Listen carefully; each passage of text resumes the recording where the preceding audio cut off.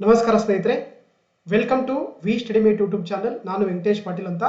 ಯಾರೆಲ್ಲ ನನ್ನ V study mate YouTube channel subscribe ಮಾಡಿರೋ ಪ್ಲೀಸ್ ಸಬ್ಸ್ಕ್ರೈಬ್ ಮಾಡಿ, ಹಾಗೆ ಬೆಲ್ ಬಟನ್ ಒತ್ತರ ಮುಖಾಂತರ ಯಾವತ್ತೂ ಕೂಡ ಒಂದು ವಿಡಿಯೋಗಳಿಗೆ ನೋಟಿಫೈ ಆಗಿ.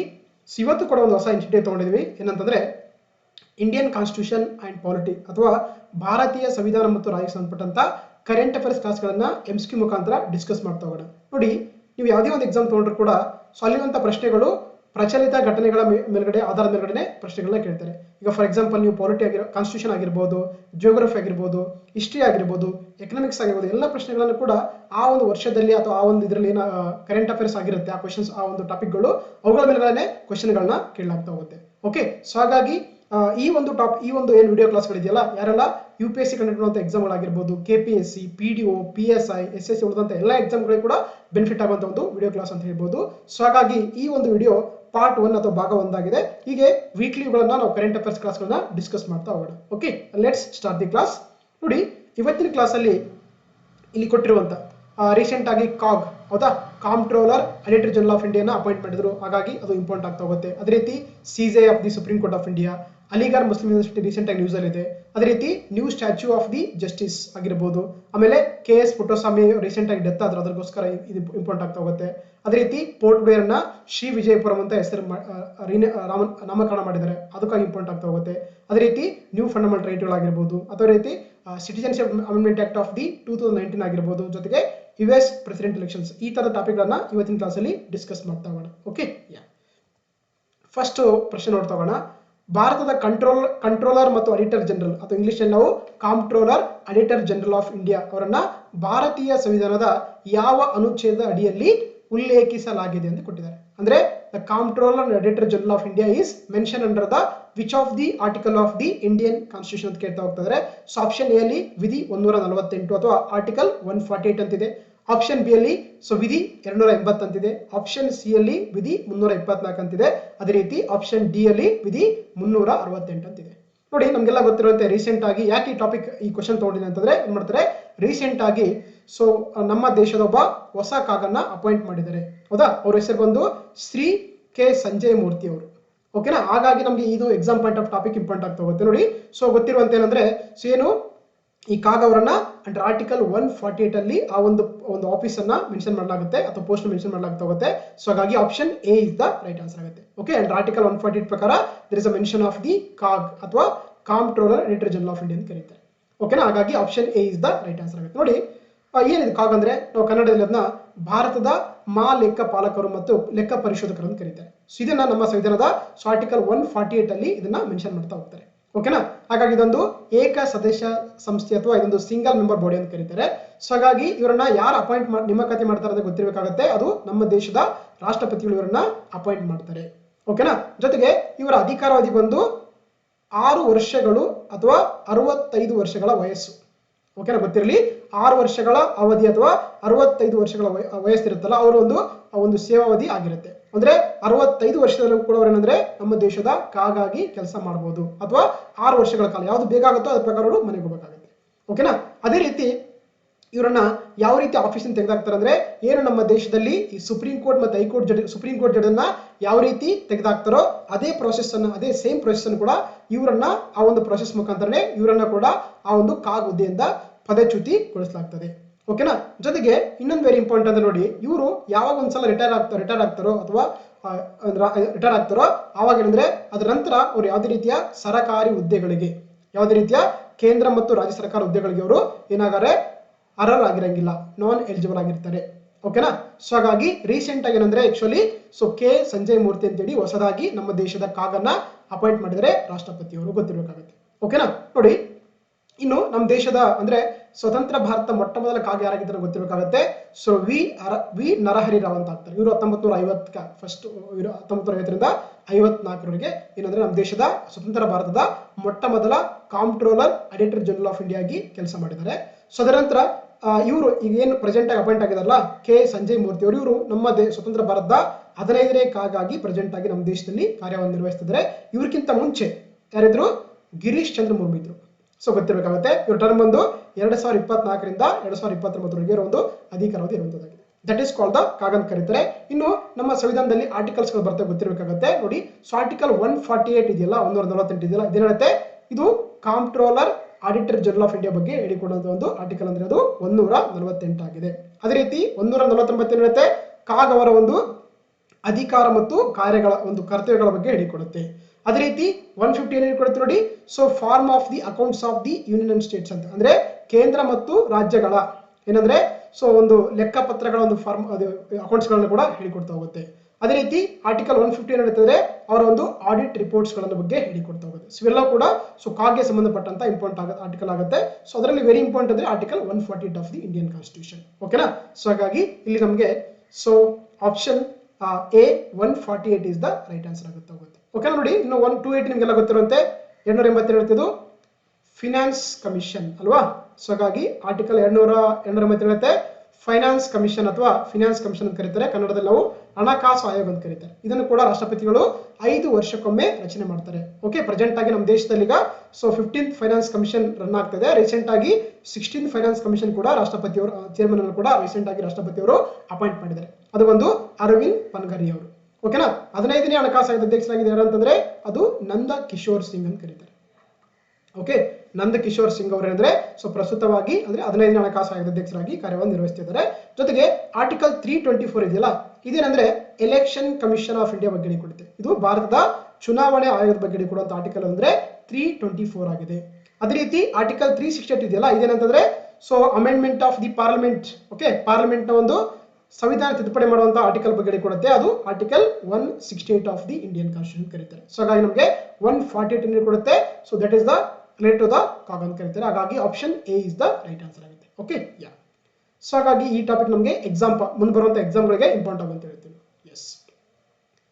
ನೆಕ್ಸ್ಟ್ ಪ್ರಶ್ನೆ ನೋಡ್ತಾ ಹೋಗೋಣ. ಎರಡನೇ ಪ್ರಶ್ನೆ, which article of the Indian constitution of India deals with the appointment of the chief justice of India ಅಂತ ಕರೀತಾರೆ. ಅಂದ್ರೆ ಭಾರತ ಸಂವಿಧಾನದ ಯಾವ ವಿಧಿಯು ಭಾರತದ ಮುಖ್ಯ ನ್ಯಾಯಾಧೀಶರ ಅಥವಾ ಭಾರತ ಸುಪ್ರೀಂ ಕೋರ್ಟ್ನ ಭಾರತದ ಸುಪ್ರೀಂ ಕೋರ್ಟ್ನ ಮುಖ್ಯ ನ್ಯಾಯಾಧೀಶರ ನೇಮಕಾತಿಯ ಬಗ್ಗೆ ವ್ಯವಹರಿಸುತ್ತದೆ ಅಥವಾ ತಿಳಿಸುತ್ತದೆ ಅಂತ ಕೊಟ್ಟಿದ್ದಾರೆ.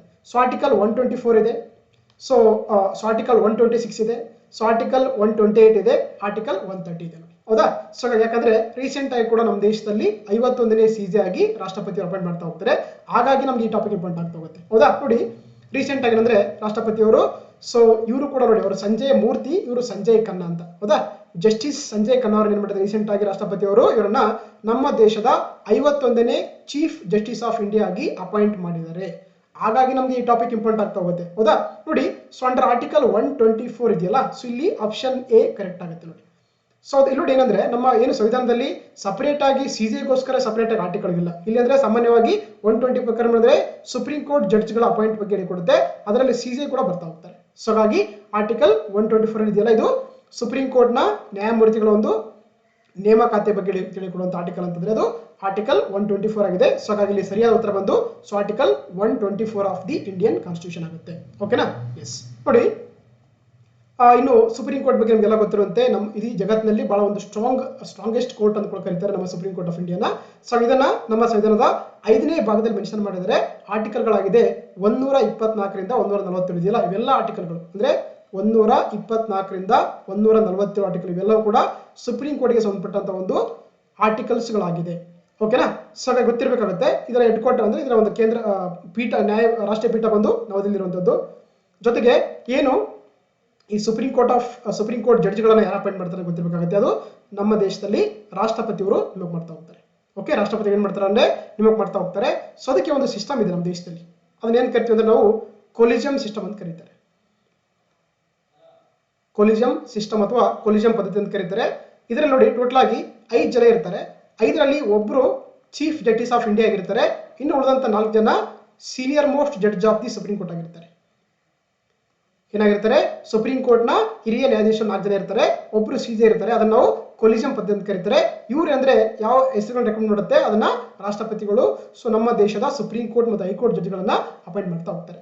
ಓಕೆನಾ. ನಮ್ಮ ದೇಶದಲ್ಲಿ ಪ್ರೆಸೆಂಟ್ ಏನಾದ್ರು ಗೊತ್ತಿರಲಿ, ಏನು CJ ಇದಾರಲ್ಲ, ಈ ಸುಪ್ರೀಂ ಕೋರ್ಟ್ ಇರುವಂತ ಯಾರು ಸೀನಿಯರ್ ಮೋಸ್ಟ್ ಇರ್ತಾರೆ ಅವರನ್ನ CJ ಆಗಿ ಅಥವಾ ಚೀಫ್ ಜಸ್ಟಿಸ್ ಆಫ್ ಇಂಡಿಯಾ ಆಗಿ ಅಪಾಯಿಂಟ್ ಮಾಡುವಂತ ಒಂದು ಪದ್ಧತಿಯನ್ನ ನಮ್ಮ ದೇಶದಲ್ಲಿ ಪಾಲನೆ ಮಾಡ್ತಾ ಬರ್ತಾ ಇದ್ದಾರೆ. ಓಕೆನಾ. ಸೊ ಹಾಗಾಗಿ ಗೊತ್ತಿರಬೇಕಾಗುತ್ತೆ. ಸೊ ಪ್ರೆಸೆಂಟ್ ಆಗಿ ಸುಪ್ರೀಂ ಕೋರ್ಟ್ ಅಲ್ಲಿ 32 ಜನ ಇದ್ದಾರೆ ಟೋಟಲ್ ಆಗಿ. 32 ಜನದಲ್ಲಿ. ಸೊ ಒಬ್ರು ಚೀಫ್ ಜಸ್ಟಿಸ್ ಆಫ್ ಇಂಡಿಯಾ ಇದ್ದಾರೆ, 31 ಜನ other judges of the supreme court ಇದ್ದಾರೆ. ಓಕೆ, ಇನ್ನು ಏನು ಕ್ವಾಲಿಫಿಕೇಶನ್ ನೋಡ್ತಾ ನಮ್ಮ ದೇಶದಲ್ಲಿ ಸುಪ್ರೀಂ ಕೋರ್ಟ್ ಜಡ್ಜ್ ಆಗಬೇಕಾದ್ರೆ ಅರ್ಹತೆ ಇರಬೇಕಂದ್ರೆ ನೋಡಿ, ಅವರು ಏನಾಗಿರ್ಬೇಕಂದ್ರೆ ಭಾರತದ ಪ್ರಜೆ ಆಗಿರ್ಬೇಕು, ಫಸ್ಟ್ ಕಂಡೀಷನ್. ಎರಡನೇದ್ದು ಅವ್ರು ಏನಂದ್ರೆ 5 ವರ್ಷಗಳ ಕಾಲ ಏನಾಗಿರ್ಬೇಕಂತೆ ಹೈಕೋರ್ಟ್ನ ಜಡ್ಜ್ ಆಗಿರ್ಬೇಕು, ಅಥವಾ 10 ವರ್ಷಗಳ ಕಾಲ, ಇಲ್ಲ ಅಂದ್ರೆ 10 ವರ್ಷಗಳ ಕಾಲ ಏನಾಗಿರ್ಬೇಕು ಹೈಕೋರ್ಟ್ಗಳಲ್ಲಿ ವಕೀಲರಾಗಿ ಅಥವಾ ಅಡ್ವೊಕೇಟ್ ಆಗಿ ಕೆಲಸ ಮಾಡಿರ್ಬೇಕು, ಎರಡನೇ ಕಂಡೀಷನ್. ಮೂರನೇ ಕಂಡೀಷನ್ ಅಂದ್ರೆ ಅವ್ರೇನಂದ್ರೆ ನೋಡಿ, ಅವ್ರೇನಂದ್ರೆ ಏನಾಗಿರ್ಬೇಕು ರಾಷ್ಟ್ರಪತಿಯವರ ಅಭಿಪ್ರಾಯದಲ್ಲಿ ಒಬ್ಬ ಏನಾಗಿರಂದ್ರೆ ಸೊ ಉನ್ನತ ನ್ಯಾಯಾಧೀಶರಾಗಿರ್ಬೇಕು. ಅದನ್ನ ನಾವು ಇಂಗ್ಲಿಷ್ ನಲ್ಲಿ ಎಮಿನೆಂಟ್ ಜೂರಿಸ್ಟ್ ಅಂತ ಕರೀತಾರೆ, ಅಥವಾ ನ್ಯಾಯ ಶಾಸ್ತ್ರಜ್ಞರಾಗಿರ್ಬೇಕು. ಅಂತವ್ರನ್ನ ಏನ್ ಮಾಡ್ತಾರೆ ರಾಷ್ಟ್ರಪತಿಯವರು ನಮ್ಮ ದೇಶದ ಸುಪ್ರೀಂ ಕೋರ್ಟ್ನ ಜಡ್ಜ್ ಆಗಿ ಅಪಾಯಿಂಟ್ ಮಾಡ್ತಾರೆ. Okay, 3 condition ಗೊತ್ತಿರಬೇಕಾಗುತ್ತೆ. ಒಂದೇನಂದ್ರೆ ಅವರು ಕಡ್ಡಾಯವಾಗಿ ಭಾರತ ಪ್ರಜೆ ಆಗಿರ್ಬೇಕು. ಎರಡನೇ ಕಂಡೀಷನ್ 5 ವರ್ಷಗಳ ಕಾಲ ಹೈಕೋರ್ಟ್ ಅಲ್ಲಿ ನ್ಯಾಯಾಧೀಶರಾಗಿ, ಇಲ್ಲಾಂದ್ರೆ 10 ವರ್ಷಗಳ ಕಾಲ ಹೈಕೋರ್ಟ್ಗಳಲ್ಲಿ ವಕೀಲರಾಗಿ. ಸೊ ಮೂರನೇದ್ದು ಅವರು ರಾಷ್ಟ್ರಪತಿಯವರ ಒಂದು ಅಭಿಪ್ರಾಯದಲ್ಲಿ ಒಬ್ಬ ಉನ್ನತ ನ್ಯಾಯಶಾಸ್ತ್ರಜ್ಞರಾಗಿರ್ಬೇಕು. ಅಂತವ್ರನ್ನ ಏನ್ ಮಾಡ್ತಾರೆ ಅಂದ್ರೆ ಸುಪ್ರೀಂ ಕೋರ್ಟ್ ಜಡ್ಜ್ ಆಗಿ ಅಪಾಯಿಂಟ್ ಮಾಡ್ತಾರೆ, ಅದು ಪ್ರೆಸಿಡೆಂಟ್ ಆಫ್ ಇಂಡಿಯಾ ಅವರು. ಓಕೆ, ಇನ್ನು ಅವ್ರ ಅಧಿಕಾರಾವಧಿ ಬಂದಾಗ ಯಾವುದೇ ರೀತಿಯ ಒಂದು ಪರ್ಟಿಕ್ಯುಲರ್ ಟರ್ಮ್ ಅನ್ನ ನಮ್ಮ ಕಾನ್ಸ್ಟಿಟ್ಯೂಷನ್ ಆಫ್ ಇಂಡಿಯಾ ಮೆನ್ಷನ್ ಮಾಡಿಲ್ಲ. ಅಂದ್ರೆ ಅವರು 65 ವರ್ಷಗಳ ಕಾಲ ಏನಂದ್ರೆ ನಮ್ಮ ದೇಶದ ಸುಪ್ರೀಂ ಕೋರ್ಟ್ನ ಜಡ್ಜ್ಗಳಾಗಿ ಕಾರ್ಯವನ್ನ ನಿರ್ವಹಿಸಬಹುದು. ದಟ್ ಈಸ್ ದ ಟಾಪಿಕ್ ಅಂತ ಕರಿತೀವಿ. ಓಕೆನಾ. ಸೊ ಹಾಗಾಗಿ ರೀಸೆಂಟ್ ಆಗಿ ಏನ್ ಮಾಡ್ತಾರೆ ರಾಷ್ಟ್ರಪತಿಯವರು, ಸೊ ಜಸ್ಟಿಸ್ ಸಂಜಯ್ ಖನ್ನಾ ಅವರನ್ನ ನಮ್ಮ ದೇಶದ 51ನೇ ಸುಪ್ರೀಂ ಕೋರ್ಟ್ನ 51ನೇ ಚೀಫ್ ಜಸ್ಟಿಸ್ ಆಫ್ ಇಂಡಿಯಾ ಆಗಿ ಅಪಾಯಿಂಟ್ ಮಾಡಿದ್ರು. ಓಕೆನಾ, ಗೊತ್ತಿರಬೇಕಾಗುತ್ತೆ ನೋಡಿ. ಇನ್ನು ಹಾಗಾದ್ರೆ ಇವರು ಒಂದು ವೆರಿ ಇಂಪಾರ್ಟೆಂಟ್ ಪೊಸಿಷನ್ ಅಂತಿರ್ತಾರೆ. ಯಾರು? CJ ಅವರು. ಏನಂದ್ರೆ ನೋಡಿ, ಇವರು ಈಸ್ ಪ್ರೆಸೆಂಟ್ಲಿ ಏನಾಗಿರ್ತಾರೆ patron in chief of the national legal service authority ಅಂತ ಕರೀತಾರೆ. ರಾಷ್ಟ್ರೀಯ ಲೀಗಲ್ ಸರ್ವಿಸ್, ನ್ಯಾಯ ಸೇವೆಗಳ ಪ್ರಾಧಿಕಾರದ ಪ್ಯಾಟರ್ನ್ ಚೀಫ್ ಆಗಿ ಕೂಡ ಕೆಲಸ ಮಾಡ್ತಾ ಹೋಗ್ತಾರೆ. ಗೊತ್ತಲ್ಲ, ನಾಲ್ಸ ಅಂದ್ರೆ ಇದನ್ನ ಸೊ ಆರ್ಟಿಕಲ್ 39 ಕ್ಯಾಪಿಟಲ್ A ಪ್ರಕಾರ ಇದನ್ನ ಸೊ ಅಪಾಯಿಂಟ್ ಒಂದು ಬಾಡಿನ ಕ್ರಿಯೇಟ್ ಮಾಡ್ತಾ ಹೋಗ್ತಾರೆ. ಇದರ ಮುಖ್ಯ ಉದ್ದೇಶ ಅಂದ್ರೆ ನಮ್ಮ ದೇಶದಲ್ಲಿರುವಂತಹ ಸಾಮಾಜಿಕವಾಗಿ, ಶೈಕ್ಷಣಿಕವಾಗಿ, ಆರ್ಥಿಕವಾಗಿ ಯಾರೆಲ್ಲ ಹೊಂದಿರುತ್ತವರಿಗೆ ನ್ಯಾಯವನ್ನು ಕೊಡುವಂಥದ್ದು ಈ ಒಂದು ಅಥಾರಿಟಿಯ ಪ್ರಮುಖ ಉದ್ದೇಶವಾಗಿರುತ್ತೆ. ಓಕೆ, ಅದನ್ನ ನಾಲ್ಸ ಅಂತ ಕರೀತಾರೆ. ಅದೇ ರೀತಿ ನೋಡಿ, ಇವರು ಈ ನ್ಯಾಷನಲ್ ಜುಡಿಷಿಯಲ್ ಅಕಾಡೆಮಿ ಏನು ರಾಷ್ಟ್ರೀಯ ನ್ಯಾಯಾಂಗ ಒಂದು ಅಕಾಡೆಮಿ ಇದೆ ಭೋಪಾಲಲ್ಲಿ, ಅದರ ಅಧ್ಯಕ್ಷರು ಕೂಡ CJ ಅವರೇ ಆಗಿರ್ತಾರೆ. ಜೊತೆಗೆ ಇವರನ್ನ ಮಾಸ್ಟರ್ ಆಫ್ ದಿ ರೋಸ್ಟ್ ಅಂತ ಕರೀತಾರೆ. ಹೌದಲ್ಲ. ಈಗ ನೋಡಿ, ಸುಪ್ರೀಂ ಕೋರ್ಟ್ಗೆ ಅಂದ್ರೆ ದಿನ 1000 ಕೇಸ್ಗಳು ಬರ್ತವೆ. ಅವುಗಳನ್ನ ಯಾವ ಬೆಂಚಿಗೆ ಕೊಡ್ಬೇಕಂತ ಡಿಸೈಡ್ ಮಾಡೋದು ಕೂಡ ಯಾರಾಗಿರ್ತಾರೆ, ಅದು ಚೀಫ್ ಜಸ್ಟಿಸ್ ಆಫ್ ಇಂಡಿಯಾ ಆಗಿರ್ತಾರೆ. ಹಾಗಾಗಿ ಅವರನ್ನ ಮಾಸ್ಟರ್ ಆಫ್ ದಿ ರೋಸ್ಟ್ ಅಂತ ಕರೀತಾರೆ. ಜೊತೆಗೆ ಇವರು ಕೊಲಿಜಿಯಂನ ಮುಖ್ಯಸ್ಥರು ಕೂಡ ಆಗಿ ಕೆಲಸ ಮಾಡ್ತಾ ಇರ್ತಾರೆ. ಇವೆಲ್ಲ ಕೂಡ important positions of the chief justice of India of the supreme court ಆಗಿರ್ತಾರೆ. ಓಕೆನಾ. ಅದೇ ರೀತಿ ನಮ್ಮ ದೇಶದ ಮೊಟ್ಟ ಮೊದಲ ಸುಪ್ರೀಂ ಕೋರ್ಟ್ ಜಡ್ಜ್ ಯಾರಾಗಿರ್ತಾರೆ ಅಂತ ಗೊತ್ತಿರಬೇಕಾಗುತ್ತೆ. ಅದು ಹರಿಲಾಲ್ ಜೇಕುಸುಂಡಾಸ್ ಕನಿ ಅಥವಾ HJ ಕಾನಿ ಅಂತ ಕರೀತಾರೆ. ಇವರು ನಮ್ಮ ದೇಶದ ಮೊಟ್ಟ ಮೊದಲ ಸುಪ್ರೀಂ ಕೋರ್ಟ್ನ CJ ಆಗಿ ಕೆಲಸ ಮಾಡ್ತಾ ಹೋಗ್ತಾರೆ. ಇನ್ನು 50ನೇದು ಬಂದು ನಮ್ಗೆಲ್ಲ ಗೊತ್ತಿರುವಂತೆ DY ಚಂದ್ರಚೂಡ್ ಅವರಾಗಿದ್ರು. ರೀಸೆಂಟ್ ಆಗಿ 51ನೇದು ಬಂದು ಜಸ್ಟಿಸ್ ಸಂಜಯ್ ಖನ್ನಾ ಅವರಾಗಿದ್ದಾರೆ. ಓಕೆನಾ, ಗೊತ್ತಿರಬೇಕಾಗುತ್ತೆ. ಇನ್ನು ಆರ್ಟಿಕಲ್ಸ್ ನೋಡೋದಾದ್ರೆ ನೋಡಿ, ಸೊ ಆರ್ಟಿಕಲ್ 124 ಇದೆಯಲ್ಲ, ಇದೇನಂದ್ರೆ establishment and constitution of the supreme court ಅಂತ ಹೇಳುತ್ತೆ. ಅಂದ್ರೆ ಸುಪ್ರೀಂ ಕೋರ್ಟ್ನ ಒಂದು ಸ್ಥಾಪನೆ ಮತ್ತು ಅದರ ಒಂದು ಸಂರಚನೆ ಬಗ್ಗೆ ಕೊಡುತ್ತೆ. ಆರ್ಟಿಕಲ್ 124 ಇರುತ್ತೆ. ಅದೇ ರೀತಿ 125 ಇರುತ್ತೆ ಅವರೊಂದು ವೇತನ ಮತ್ತು ಭತ್ಯೆಗಳ ಬಗ್ಗೆ ಕೊಡುತ್ತೆ ಸುಪ್ರೀಂ ಕೋರ್ಟ್ನ ಜಡ್ಜ್ಗಳ ಬಗ್ಗೆ. ಅದೇ ರೀತಿ ಆರ್ಟಿಕಲ್ 126 ಏನಿರ್ತದೆ ನೋಡಿ, ಏನು ಆಕ್ಟಿಂಗ್ ಚೀಫ್ ಜಸ್ಟಿಸ್ ಅನ್ನು ಅಪಾಯಿಂಟ್ ಮಾಡೋ ಒಂದು ಪದ್ಧತಿಯನ್ನು ಕೂಡ ಒಂದು ಪವರ್ಸ್ ಅನ್ನು ಕೂಡ ಹೇಳಿಕೊಡ್ತಾ ಹೋಗುತ್ತೆ. ಅದೇ ರೀತಿ ಆರ್ಟಿಕಲ್ 127 ಹೇಳ್ತಿದ್ರೆ ಅಂದ್ರೆ ad hoc judges of the supreme Court appointment, ಅಂದ್ರೆ ತಾತ್ಕಾಲಿಕ ಜಡ್ಜ್ಗಳ ಒಂದು ಅಪಾಯಿಂಟ್ಮೆಂಟ್ ಬಗ್ಗೆ ಕೂಡ ನಮಗೆ ಆರ್ಟಿಕಲ್ 127 ಅಡಿ ಕೊಡುತ್ತೆ. ಸೊ ಅದೇ ರೀತಿ ನೋಡಿ, ಆರ್ಟಿಕಲ್ 120 ವೆರಿ ಇಂಪಾರ್ಟೆಂಟ್ ಆಗ್ತಾ ಹೋಗುತ್ತೆ. ಇದು ಕೋರ್ಟ್ ಆಫ್ ರೆಕಾರ್ಡ್ಸ್, ಅಂದ್ರೆ ಏನು ಸುಪ್ರೀಂ ಕೋರ್ಟ್ಗಳು ತಮ್ಮ ಒಂದು ರೆಕಾರ್ಡ್ಸ್ಗಳನ್ನ ಅವುಗಳನ್ನ ಪ್ರಿಸರ್ವ್ ಮಾಡ್ಕೊಳ್ಳೋಕೆ, ಕನ್ಸರ್ವೇಷನ್ ಮಾಡೋ ಪವರ್ ಕೂಡ ಇರುವಂತದ್ದಾಗಿದೆ ಅಂಡರ್ ಆರ್ಟಿಕಲ್ 129 ಅಲ್ಲಿ. ಜೊತೆಗೆ 130 ಏನಿರುತ್ತೆ seat of the supreme Court ಬಗ್ಗೆ ಹೇಳಿಕೊಡುತ್ತೆ. So 131 very very important. ಇದೇನಂದ್ರೆ original jurisdiction of the supreme court of India ಅಂತ ಕರೀತಾರೆ. ಅಂದ್ರೆ ನಮ್ಮ ಸುಪ್ರೀಂ ಕೋರ್ಟಿನ ಮೂಲ ವ್ಯಾಪ್ತಿ ಬಗ್ಗೆ ಹೇಳಿಕೊಡುತ್ತೆ. ಹೌದಾ, ಒರಿಜಿನಲ್ ಜೂರಿಸ್ಡಿಕ್ಷನ್ ಬಗ್ಗೆ. ಅದೇ ರೀತಿ ಸೊ ನೆಕ್ಸ್ಟ್ ನೋಡೋದಾದ್ರೆ ಸೊ 137 ಇದೆಯಲ್ಲ, ಇದು ರಿವ್ಯೂ ಆಫ್ ದಿ ಜಡ್ಜ್ಮೆಂಟ್ಸ್ ಅಂತ ಕರೀತಾರೆ. ಅಂದ್ರೆ ಇದನ್ನ ನಾವು ನ್ಯಾಯಾಂಗ ವಿಮರ್ಶೆ ಅಂತ ಕರೀತಾರೆ, ಪರಾಮರ್ಶೆ ಅಂತ ಕರೀತಾರೆ. ಅಂದ್ರೆ ನ್ಯಾಯಾಂಗ ಏನಾದ್ರು ಸಲ ಜಡ್ಜ್ಮೆಂಟ್ ಕೊಟ್ರೆ ಅದನ್ನ ಮತ್ತೆ ಇನ್ನೊಂದ್ಸಲ ಕೊಡೋದನ್ನ ರಿವ್ಯೂ ಮಾಡೋಂಥ ಅಧಿಕಾರ ಇರುವಂಥದ್ದು ಸುಪ್ರೀಂ ಕೋರ್ಟ್ಗೆ ಅಂಡರ್ ಆರ್ಟಿಕಲ್ 137 ಅಲ್ಲಿ.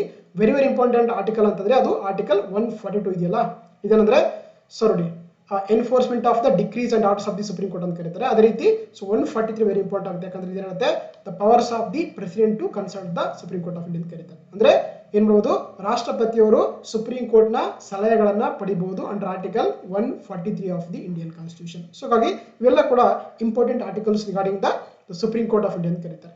ಓಕೆನಾ. ಸೊ ಹಾಗಾಗಿ ನಮ್ಗೆ ಗೊತ್ತಿರುವಂತೆ ಸೊ ಏನಂದ್ರೆ ಸೊ ಕಾನ್ಸ್ಟಿಟ್ಯೂಷನ್ ಆಫ್ ಇಂಡಿಯಾ ಏನು ಮಾಡುತ್ತೆ, ಸೊ ಅಂಡರ್ ಆರ್ಟಿಕಲ್ 124 ಪ್ರಕಾರ judges of the supreme Court as well as season appoint ಮಾಡುವಂತ ಒಂದು ಅಧಿಕಾರನ ಸೊ ಒಂದು ಪವರ್ಸ್ ಹೇಳಿ ಕೊಡುತ್ತೆ. ಅದು under article 124 of the Indian constitution. ಹಾಗಾಗಿ option A is the correct answer ಆಗುತ್ತೆ. Okay, yes. ನೆಕ್ಸ್ಟ್ ನೋಡ್ತಾ ಹೋಗೋಣ ಮುಂದಿನ ಪ್ರಶ್ನೆ. ಭಾರತೀಯ ಸಂವಿಧಾನದ ಯಾವ ವಿಧಿಯ ಅಡಿಯಲ್ಲಿ ಅಲ್ಪಸಂಖ್ಯಾತರ ಹಕ್ಕುಗಳ ರಕ್ಷಣೆಯನ್ನ ಖಾತರಿಪಡಿಸುತ್ತದೆ ಅಂತ ಕೇಳಿದ್ದಾರೆ. Which article of the Indian constitution guarantees the protection of the rights of the minorities ಅಂತ ಕರೀತಾರೆ. ನೋಡಿ, ಇಲ್ಲಿ ಅಲ್ಪಸಂಖ್ಯಾತರ ಹಕ್ಕುಗಳು ಅಥವಾ ಮೈನಾರಿಟೀಸ್ ರೈಟ್ ಅಂತ ಕರೀತಾರೆ. ಹೌದಾ. ಸೊ ಇಲ್ಲಿ ಆರ್ಟಿಕಲ್ 14 ಇದೆ, ಸೊ ಆರ್ಟಿಕಲ್ 29 ಮತ್ತೆ 30 ಇದೆ, ಸೊ ಆರ್ಟಿಕಲ್ 25 ಇದೆ, ಸೊ ಆರ್ಟಿಕಲ್ 19 ಇದೆ ಅಲ್ವಾ. ಸೊ ಹಾಗಾಗಿ ಗೊತ್ತಿರಲಿ ನಮಗೆ. ಸೊ ಅಲ್ಪಸಂಖ್ಯಾತರ ಒಂದು ಹಕ್ಕುಗಳು ಅಂದ ತಕ್ಷಣ ನಮಗೆ ವೆರಿ ಇಂಪಾರ್ಟೆಂಟ್ ಎರಡು ಆರ್ಟಿಕಲ್ ಬರ್ತಾ ಹೋಗುತ್ತೆ. ಅದು article 29 and article 30. Okay, so ಹಾಗಾಗಿ option so B is the right answer ಆಗುತ್ತೆ. ನೋಡಿ, ನಮಗೆ ಎರಡು ವೆರಿ ಇಂಪಾರ್ಟೆಂಟ್ ಆರ್ಟಿಕಲ್ಸ್ ಬರ್ತಾ ಹೋಗುತ್ತೆ ನಮ್ಮ ಫಂಡಮೆಂಟಲ್ ರೈಟ್ಸ್ ಅಲ್ಲಿ. ಅದು ಆರ್ಟಿಕಲ್ 29 ಇದೇನ್ ಹೇಳ್ತಂದ್ರೆ ನೋಡಿ, citizens having a distinct language, culture or script shall have the right to consult ಅಂತ ಕರೀತಾರೆ. ಅಂದ್ರೆ ನಮ್ಮ ದೇಶದಲ್ಲಿ ಪ್ರಜೆಗಳಿದಾರಲ್ಲ, ಅವರ ಒಂದು ವಿಶಿಷ್ಟ ಭಾಷೆ ಆಗಿರ್ಬೋದು, ಅವರ ಒಂದು ವಿಶಿಷ್ಟ ಸಂಸ್ಕೃತಿ ಆಗಿರ್ಬೋದು, ಅಥವಾ ಅವರೊಂದು ಸ್ಕ್ರಿಪ್ಟ್ಗಳಾಗಿದ್ದು ಅವನ್ನ ಕಾಪಾಡ್ಕೊಳ್ಳೋಕೆ ಅವರಿಗೆ ಅಧಿಕಾರ ಇದೆ ಅಂತೇಳಿ ಕೊಡುತ್ತೆ article 29 of the Indian constitution ಕರೀತಾರೆ. ಅದೇ ರೀತಿ ಆರ್ಟಿಕಲ್ 30 ಏನಿರ್ತದೆ ನೋಡಿ, ಆಕ್ಚುಲಿ ಏನು ನಮ್ಮ ದೇಶದಲ್ಲಿ ಒಂದು ಅಲ್ಪಸಂಖ್ಯಾತರಿರಲ್ಲ ಅವ್ರೇನು ನೋಡೋದು, ತಮ್ಮ ಒಂದು ಎಜುಕೇಶನಲ್ ಇನ್ಸ್ಟಿಟ್ಯೂಷನ್ಗಳನ್ನ ಸ್ಥಾಪನೆ ಮಾಡ್ಕೊಳ್ಳೋಕೆ ಅವರಿಗೆ ಅಧಿಕಾರ ಕೊಡ್ತಾ ಹೋಗುತ್ತೆ. ಅದು article 30 of the Indian constitution. ಇಲ್ಲಿ ನೋಡಿ ನಿಮ್ಗೆ ಗೊತ್ತಾಗುತ್ತೆ. ನೋಡಿ, ಇಲ್ಲಿ ನಮಗೆ ಲಿಂಗ್ವಿಸ್ಟಿಕ್ ಅಂತ ಕರಿತೀವಲ್ವಾ, ಅಂದ್ರೆ ಅಲ್ಪಸಂಖ್ಯಾತರ ಅಂದ್ರೆ ಎರಡು ತರ ಬರುತ್ತೆ. ಒಂದು ಸೊ ಭಾಷಿಕ ಅಲ್ಪಸಂಖ್ಯಾತರ ಅಂತ ಕರೀತಾರೆ, ಭಾಷಿಕ ಅಲ್ಪಸಂಖ್ಯಾತರ ಅಂತ ಕರೀತಾರೆ. ಇನ್ನೊಂದು ಧಾರ್ಮಿಕ ಅಲ್ಪಸಂಖ್ಯಾತರ ಅಂತ ಕರೀತಾರೆ. ವೆರಿ ಇಂಪಾರ್ಟೆಂಟ್, ಇವೆರಡನ್ನ ಕೂಡ ಕವರ್ ಮಾಡುತ್ತೆ. ಸೊ ಅದು article 30 of the Indian constitution ಗೊತ್ತಿರಬೇಕಾಗುತ್ತೆ. ಓಕೆ, ನೋಡಿ ಇಲ್ಲಿ ಸೊ ಆರ್ಟಿಕಲ್ 29 ಅಂತಂದ್ರೆ ಭಾರತದಲ್ಲಿರುವಂತಹ ಪ್ರಜೆಗಳು ತಮ್ಮ ಒಂದು ವಿಭಿನ್ನ ಭಾಷೆ ಆಗಿರ್ಬೋದು, ಸಂಸ್ಕೃತಿಯನ್ನ ಅವರು ಸಂರಕ್ಷಣೆ ಮಾಡ್ಕೊಳ್ಳೋಕೆ ಅವರಿಗೆ ಅಧಿಕಾರ ಕೊಡುತ್ತೆ. ಅದು article 29 of the Indian constitution. ಓಕೆನಾ. ಅದೇ ರೀತಿ ಆರ್ಟಿಕಲ್ 30 ಅಂತಂದ್ರೆ ಆಕ್ಚುಲಿ ಸೊ ಏನು ಧಾರ್ಮಿಕ ಮತ್ತು ಭಾಷೆ ಅಲ್ಪಸಂಖ್ಯಾತರಲ್ಲ, ಅವರು ಕೂಡ ತಮ್ಮ ಒಂದು ಕಲ್ಚರ್ ಉಳಿಸ್ಕೊಳ್ಳೋಕೆ ಅಂದ್ರೆ ಅವರು ಶೈಕ್ಷಣಿಕ ಸಂಸ್ಥೆಗಳನ್ನ ಓಪನ್ ಮಾಡ್ಕೊಳ್ಬಹುದು, ಮತ್ತೆ ಅವುಗಳ ಅಧಿಕಾರವನ್ನು ಕೂಡ ಅವರೇ ಮಾಡಬಹುದು ಅಂತ ಹೇಳಿ ಕೊಡುತ್ತೆ article 30 of the Indian constitution. So ಹಾಗಾದ್ರೆ ಯಾಕೆ ಈ ಆರ್ಟಿಕಲ್ಗಳು ಎಕ್ಸಾಮ್ ಅಲ್ಲಿ ಇಂಪಾರ್ಟೆಂಟ್ ಆಗುತ್ತೆ ಅಂದ್ರೆ ರೀಸೆಂಟ್ ಆಗಿ ಅಂತಂದ್ರೆ ನೋಡಿ, ರೀಸೆಂಟ್ ಆಗಿರೋದ್ರೆ ಸುಪ್ರೀಂ ಕೋರ್ಟ್ ಆಫ್ ಇಂಡಿಯಾದಲ್ಲಿ ಒಂದು ಜಡ್ಮೆಂಟ್ ಬಂತು. ಏನಂದ್ರೆ ಈ ಅಲಿಗರ್ ಮುಸ್ಲಿಂ ಯೂನಿವರ್ಸಿಟಿ ಬರುತ್ತೆ, ಇವೆಲ್ಲ ಕೇಳಿದ್ದಾರೆ ಹೌದಾ. ಅಲಿಗರ್ ಅಥವಾ ಅಲಿಗಢ್ ಮುಸ್ಲಿಂ ವಿಶ್ವವಿದ್ಯಾಲಯ ರೀಸೆಂಟ್ ಆಗಿ ಏನ್ ಮಾಡುತ್ತೆ ಸುಪ್ರೀಂ ಕೋರ್ಟ್ ಅದರಲ್ಲಿ ಅದನ್ನ ಒಂದು ಮೈನಾರಿಟಿ ಇನ್ಸ್ಟಿಟ್ಯೂಷನ್ ಅಥವಾ ಇದೊಂದು ಅಲ್ಪಸಂಖ್ಯಾತರ ಸಂಸ್ಥೆ ಅಂತ, ಅಲ್ಪಸಂಖ್ಯಾತ ಸಂಸ್ಥೆ ಅಂತೇಳಿ ರೀಸೆಂಟ್ ಆಗಿ ಸ್ಥಾನವನ್ನ ಕೊಟ್ಟಿರುವಂತದ್ದು ಸುಪ್ರೀಂ ಕೋರ್ಟ್ ಅಲ್ಲಿ ಹೇಳಿದೆ. ಹಾಗಾಗಿ ನಮ್ಗೆ ಈ ಆರ್ಟಿಕಲ್ಗಳು ಇಂಪಾರ್ಟೆಂಟ್ ಆಗ್ತಾ ಹೋಗುತ್ತೆ. ಅದು ಆರ್ಟಿಕಲ್ 29 ಅಂಡ್ ಆರ್ಟಿಕಲ್ 30. ಓಕೆನಾ. ಸೊ ನೋಡಿ ಏನಂದ್ರೆ minority character of an institution not A rigid concept. SC overrules the 1967 audit, removed the AMU's minority ಅಂತ ಕರೀತಾರೆ. ನೋಡ್ತಾ ನೋಡಿ ಏನಂದ್ರೆ ನಿಮ್ಗೆಲ್ಲ ಗೊತ್ತಿರೋದು ಇಷ್ಟೆಲ್ಲ ಓದಿರ್ತಾರೆ ನೀವೆಲ್ಲ ಕೂಡ. ಅಲಿಗರ್ ಅಥವಾ ಅಲಿಗಢ್ ಮುಸ್ಲಿಂ ವಿಶ್ವವಿದ್ಯಾಲಯ ಅಂತ ಕರೀತಾರೆ. ಇದನ್ನ ಏನು ಆ ಸಂದರ್ಭದಲ್ಲಿ ಒಂದು ಮುಸ್ಲಿಂ ಸಮಾಜ ಸುಧಾರಕರಾಗಿರುವಂತಹ ಸರ್ ಸೈಯದ್ ಅಹಮದ್ ಖಾನ್ ಏನ್ ಮಾಡ್ತಾರೆ, ಈ ಒಂದು ಸಂಸ್ಥೆಯನ್ನ ಸ್ಥಾಪನೆ ಮಾಡ್ತಾರೆ 1875ರಲ್ಲಿ. ಓಕೆ, ಅದ್ರ ಹೆಸರಾಗಿತ್ತು ಮೊಹಮ್ಮದಿಯನ್ ಆಂಗ್ಲೋ ಓರಿಯೆಂಟಲ್ ಕಾಲೇಜ್ ಅಂತ ಫಸ್ಟ್ ಇದ್ರ ಹೆಸರಿರುತ್ತೆ 1875ರಲ್ಲಿ. ಓಕೆ, ಯಾಕೆ ಮಾಡ್ತಾರೆ ಅಂತ ನೋಡಿ, ಏನು 1857 ಏನು ಸ್ವತಂತ್ರ ಸಂಗ್ರಾಮ ಆಯ್ತಲ್ಲ, ಅದರ ನಂತರ ಈ ಮುಸ್ಲಿಮರನ್ನ ಸಾಮಾಜಿಕವಾಗಿ ಶೈಕ್ಷಣಿಕವಾಗಿ ಅವರನ್ನ ಕೂಡ ಅಂತಂದ್ರೆ ಸುಧಾರಿಸುವಂತದ್ದು ಈ ಒಂದು ಸಂಸ್ಥೆ ಅಥವಾ ಕಾಲೇಜಿನ ಮುಖ್ಯ ಉದ್ದೇಶವಾಗಿತ್ತು. ಹಾಗಾಗಿ ಆ ಸಂದರ್ಭದ ಒಬ್ಬ ಸಮಾಜ ಸುಧಾರಕರಾಗಿರುವಂತಹ ಸರ್ ಸೈಯದ್ ಅಹಮದ್ ಖಾನ್ ಮಾಡ್ತಾರೆ ಈ ಮೊಹಮ್ಮದನ್ ಆಂಗ್ಲೋ ಓರಿಯೆಂಟಲ್ ಕಾಲೇಜ್ ಅನ್ನ ಸ್ಥಾಪನೆ ಮಾಡ್ತಾರೆ. ಅದು ವಿಶೇಷವಾಗಿ ಮುಸ್ಲಿಮರ ಒಂದು ಸುಧಾರಣೆಗೋಸ್ಕರ. ಓಕೆ, ಇದಕ್ಕೆ ರಾಜ್ ಜೈ ಕಿಶನ್ ಅವರು ಕೂಡ ಸೈಯದ್ ಅಹಮದ್ ಖಾನ್ ಅವರಿಗೆ ಹೆಲ್ಪ್ ಮಾಡ್ತಾರೆ ಕಾಲೇಜ್ ಓಪನ್ ಮಾಡ್ಕೊಳ್ಳೋಕೆ. ಇದಕ್ಕೇನಂದ್ರೆ ನೋಡಿ 1920ರಲ್ಲಿ ಒಂದು ಆಕ್ಟ್ ಮಾಡ್ತಾರೆ. ಏನಂತೆ ಅಂದ್ರೆ ಮೊಹಮ್ಮದನ್ ಆಂಗ್ಲೋ ಓರಿಯೆಂಟಲ್ ಕಾಲೇಜ್ ಕಾಯ್ದೆ ಅಂತ ಮಾಡ್ತಾರೆ. ಅದ್ರ ಮುಖಾಂತರ ಏನಂದ್ರೆ ಆಕ್ಚುಲಿ ಅದಕ್ಕೆ ಹೆಸರು ಚೇಂಜ್ ಮಾಡ್ತಾ ಹೋಗ್ತಾರೆ. ಅವಾಗ ಏನಾಗುತ್ತೆ ಅಲಿಗರ್ ಮುಸ್ಲಿಂ ಯೂನಿವರ್ಸಿಟಿ ಅಂತೇಳಿ ಆ ಹೆಸರನ್ನ ಕೂಡ ಚೇಂಜ್ ಮಾಡ್ತಾರೆ 1920ರ ಒಂದು ಕಾಯ್ದೆಯ ಅಡಿಯಲ್ಲಿ. ಓಕೆ, ಸೊ ಅದೇ ರೀತಿ ಏನ್ ಈ ಕಾಲೇಜ್ ಇತ್ತಲ್ಲ, ಇದು ಬರೀ ಮುಸ್ಲಿಂಗರೆಲ್ಲ ಎಲ್ಲ ಅಂದ್ರೆ ನೋಡಿ open to the all the communities, ಇದು ಎಲ್ಲ ಸಮುದಾಯರಿಗೆ ಕೂಡ ಮತ್ತೆ ಬೇರೆ ಅದರ್ ಕಂಟ್ರಿದವರಿಗೂ ಮತ್ತೆ ನಮ್ಮ ದೇಶದಂತ ಎಲ್ಲ ಜನರಿಗೂ ಕೂಡ ಇದು ಓಪನ್ ಆಗಿತ್ತು. ಯಾರು ಬೇಕಾದ್ರೂ ಕೂಡ ಅಲ್ಲಿ ಹೋಗಿ ಎಜುಕೇಶನ್ ನ ಪಡಿಬಹುದಾಗಿತ್ತು. ನೋಡಿ, ಯಾವುದೇ ರೀತಿಯ ಜಾತಿ ಆಗಿರ್ಬೋದು, ಜನಾಂಗ ಆಗಿರ್ಬೋದು, ಧರ್ಮವನ್ನ, ಯಾವುದೇ ರೀತಿಯ ಲಿಂಗವನ್ನ ಯಾವುದೇ ಇಲ್ಲ, ಯಾರು ಬೇಕಾದ್ರೂ ಕೂಡ ಅಲ್ಲಿ ಹೋಗಿ ಶಿಕ್ಷಣ ಪಡೆಯಕ್ಕೆ ಅವಕಾಶ ಇತ್ತು.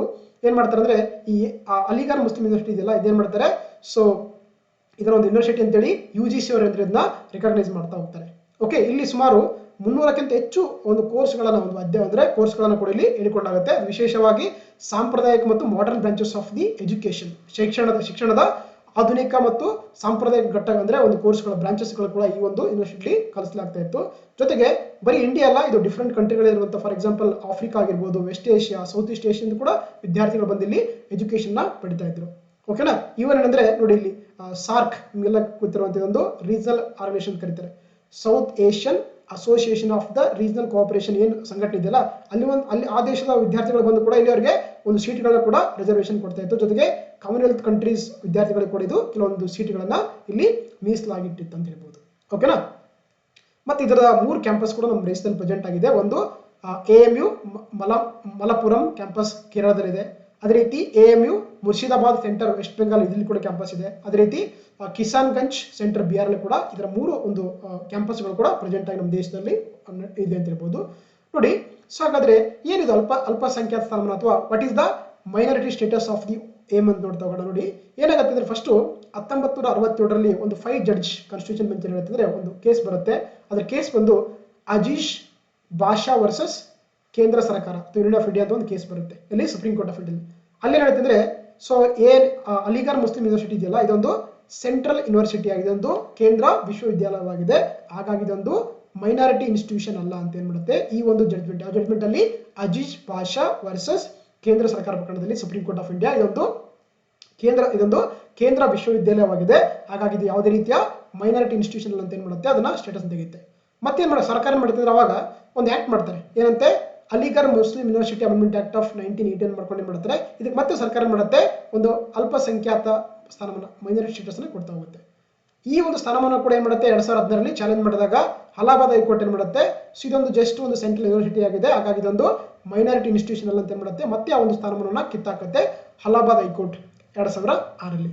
ಮತ್ತೆ ಇದನ್ನ ರೀಸೆಂಟ್ ಆಗಿ ಸುಪ್ರೀಂ ಕೋರ್ಟ್ ಅಲ್ಲಿ ಕ್ವಶನ್ ಮಾಡಿದಾಗ ಏನಾಗುತ್ತೆ, ಏನು 1967ರಲ್ಲಿ ಸುಪ್ರೀಂ ಕೋರ್ಟ್ ಆಫ್ ಇಂಡಿಯಾ ಏನಿತ್ತು ಅಜೀಜ್ ಬಾಷಾ ಕೇಸಸ್ ಏನಾಗುತ್ತೆ, ಇದೊಂದು ಸೆಂಟ್ರಲ್ ಯೂನಿವರ್ಸಿಟಿ ಆಗಿದೆ, ಹಾಗಾಗಿ ಇದೊಂದು ಮೈನಾರಿಟಿ ಇನ್ಸ್ಟಿಟ್ಯೂಷನ್ ಅಂತ ಹೇಳುತ್ತೆ. ಬಟ್ ರೀಸೆಂಟ್ ಆಗಿ ಅದನ್ನ ಓವರ್ ಏನ್ ಮಾಡಿದೆ, ಎಸ್ ಅದೊಂದು ಮೈನಾರಿಟಿ ಇನ್ಸ್ಟಿಟ್ಯೂಷನ್ ಅಂತ ಒಂದು ಸ್ಟೇಟಸ್ ಅನ್ನು ಕೂಡ ರೀಸೆಂಟ್ ಆಗಿ ಸುಪ್ರೀಂ ಕೋರ್ಟ್ ಆಫ್ ಇಂಡಿಯಾ ತನ್ನ ಒಂದು ಜಡ್ಜ್ಮೆಂಟ್ ಅಲ್ಲಿ ಕೊಟ್ಟಿದೆ.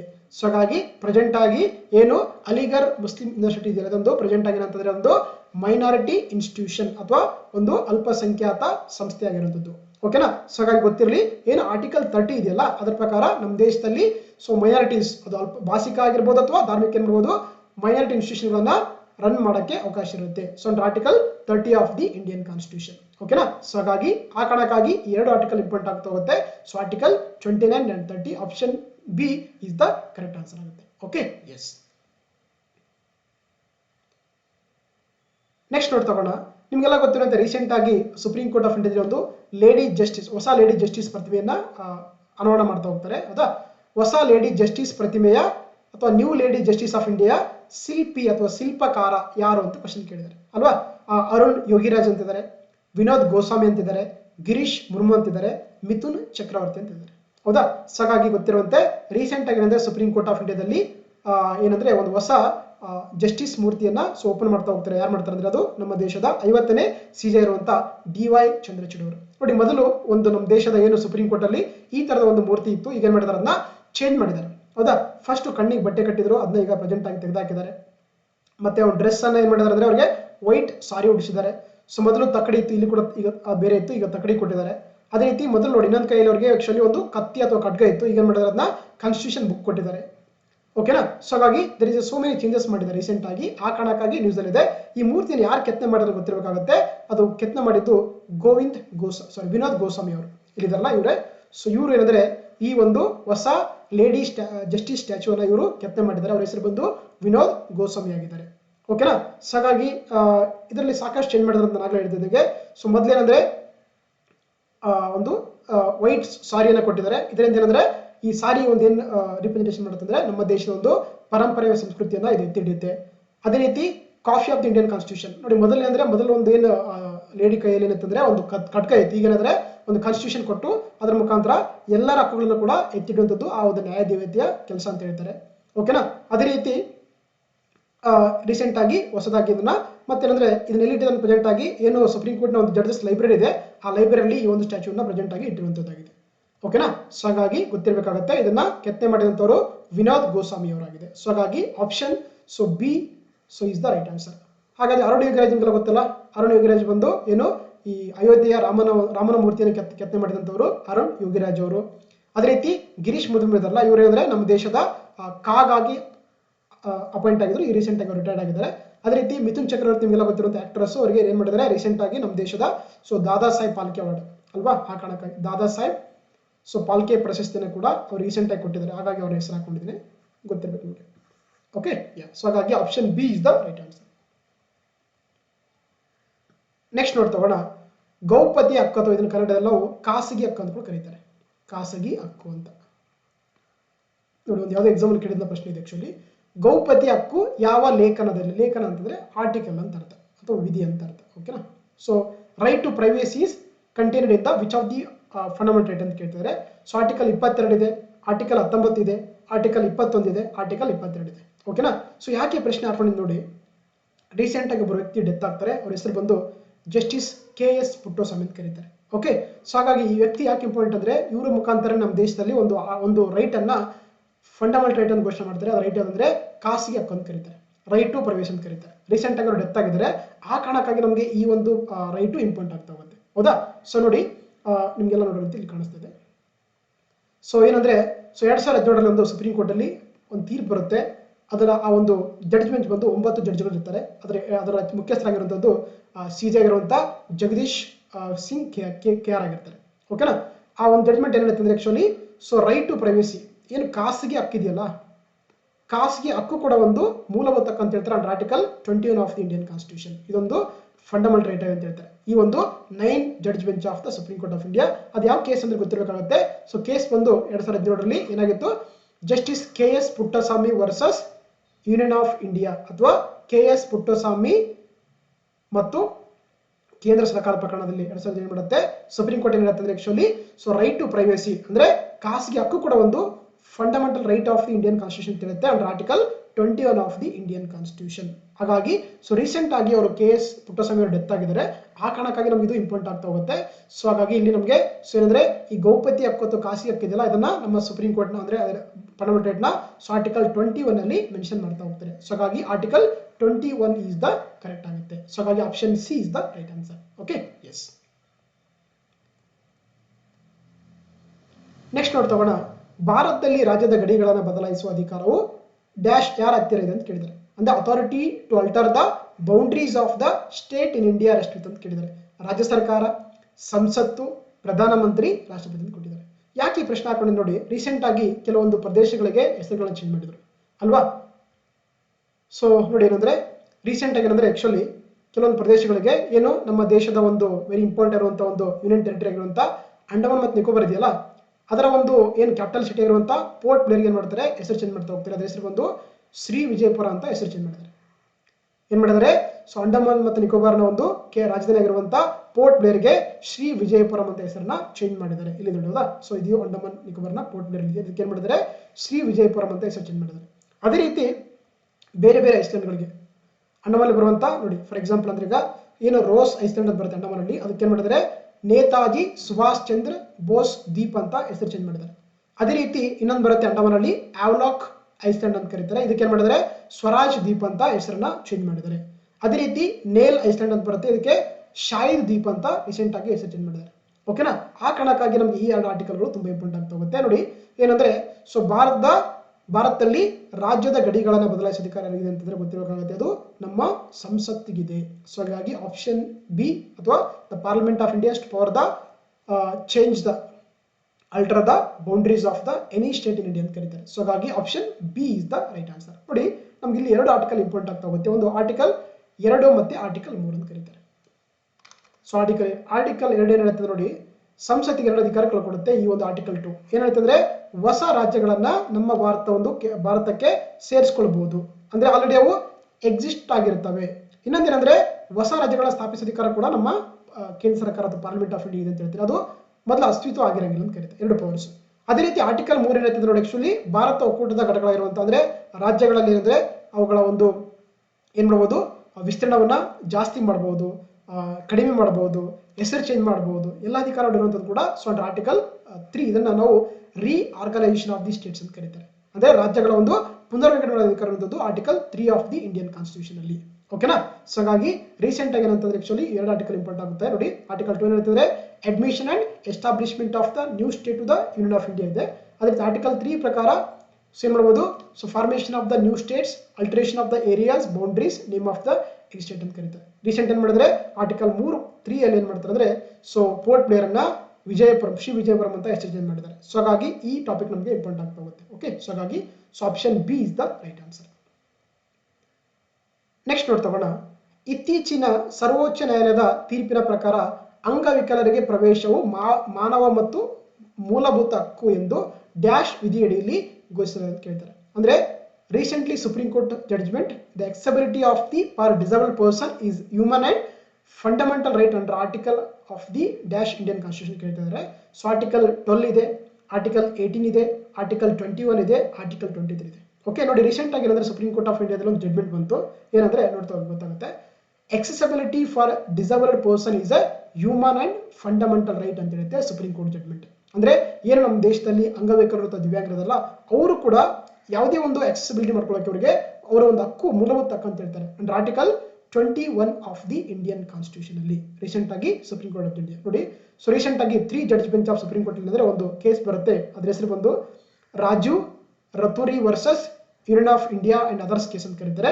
ಇದರಲ್ಲಿ ಏನಿರುತ್ತೆ, ಏನು ನಮ್ಮ ದೇಶದಲ್ಲಿ ಅಥವಾ ನಮ್ಮ ದೇಶದಲ್ಲಿ ಏನು ಒಂದು ಅಂಗವಿಕಲರು ಅಥವಾ ದಿವ್ಯಾಂಗರದಲ್ಲ, ಅವರು ಕೂಡ ರೈಟ್ ಟು ಆಕ್ಸೆಸ್ ಅಂದ್ರೆ ಅವರು ನಮ್ಮ ಏನು ಸಮಾಜದಲ್ಲಿ ಏನೆಲ್ಲ ದೊರಕುತ್ತೆ ಅದೆಲ್ಲವನ್ನು ಕೂಡ ಆಕ್ಸೆಸ್ ಮಾಡ್ಕೊಳ್ಳೋಕೆ ಅವರಿಗೆ ಕೂಡ ಒಂದು ಮೂಲಭೂತ ಹಕ್ಕಿದೆ. ಈ ಫಾರ್ ಎಕ್ಸಾಂಪಲ್ ಟ್ರೈನ್ ಆಗಿರ್ಬೋದು, ಬಸ್ ಆಗಿರ್ಬೋದು, ಯಾವುದೇ ಸರ್ಕಾರಿ ಹುದ್ದೆಗಳಾಗಿ ಎಲ್ಲ ಯಾವ ರೀತಿ ಅದರ್ ಪರ್ಸನ್ಸ್ ಆಕ್ಸೆಸ್ ಮಾಡ್ಕೊಳ್ತಾರೆ, ಅವರಿಗೆ ಕೂಡ ಅದೇ ಒಂದು ಆಕ್ಸೆಸಿಬಲ್ ಇರಬೇಕಂತ ಸುಪ್ರೀಂ ಕೋರ್ಟ್ ಆಫ್ ಜಡ್ಜ್ಮೆಂಟ್ ಅಲ್ಲಿ ಹೇಳ್ತಾ ಹೋಗ್ತಾರೆ. ಅದು Raju Raturi versus union of India case ಅಲ್ಲಿ. ಹಾಗಾಗಿ ಅದು ಒಂದು ಮೂಲಭೂತ ಹಕ್ಕು ಜೊತೆಗೆ ಮಾನವ ಹಕ್ಕು ಅಂತ ಹೇಳ್ತಾ ಹೋಗ್ತಾರೆ under article 21 of the Indian constitution ಅಲ್ಲಿ. ಓಕೆನಾ. ಸೊ ಹಾಗಾಗಿ ಈ ಪ್ರಶ್ನೆ ನಮ್ಗೆ ಇದಾಗುತ್ತೆ. ಸೊ ಹಾಗಾಗಿ ಇಲ್ಲಿ option so C. So article 21 ನಲ್ಲಿ ಅಂಗವಿಕಲರು ಕೂಡ ಅಥವಾ ದಿವ್ಯಾಂಗರು ಕೂಡ ಸೊ ಎಲ್ಲವನ್ನು ಕೂಡ ಆಕ್ಸೆಸ್ ಮಾಡ್ಕೊಳ್ಳೋದವರ ಒಂದು ಮಾನವ ಹಕ್ಕು ಅದೇ ರೀತಿ ಒಂದು ಮೂಲಭೂತ ಹಕ್ಕು ಅಂತ ಹೇಳ್ತಾರೆ. ಮೂಲಭೂತ ಹಕ್ಕು ಬಂದು article 21 of the Indian constitution ಅಲ್ಲಿ. ಸೊ ಹಾಗಾಗಿ option C is the right answer.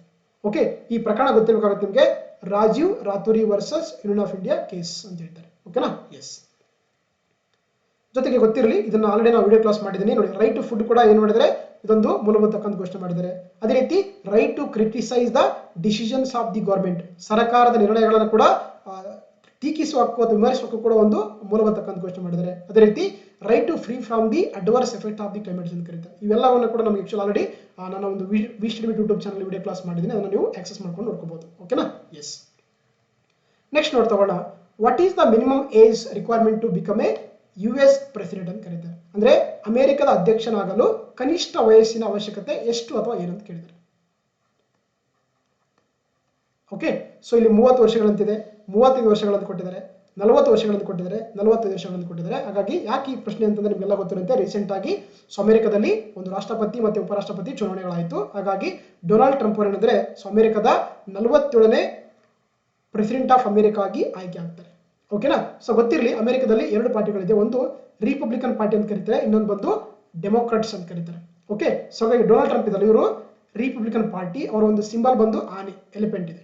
ಓಕೆನಾ. ಅದೇ ರೀತಿ ಇನ್ನು ಕಮಲಾ ಹ್ಯಾರಿಸ್ ಅವರು ಇದ್ರಲ್ಲ, ಅವ್ರ ಪಾರ್ಟಿ ಬಂದು ಡೆಮೋಕ್ರಾಟ್ಸ್ ಅಂತ ಕರೀತಾರೆ, ಅವರ ಒಂದು ಪಾರ್ಟಿ ಸಿಂಬಲ್ ಬಂದು ಕತ್ತೆ ಅಥವಾ ಡಾಂಕಿ ಅಂತ ಕರೀತಾರೆ. ಓಕೆನಾ.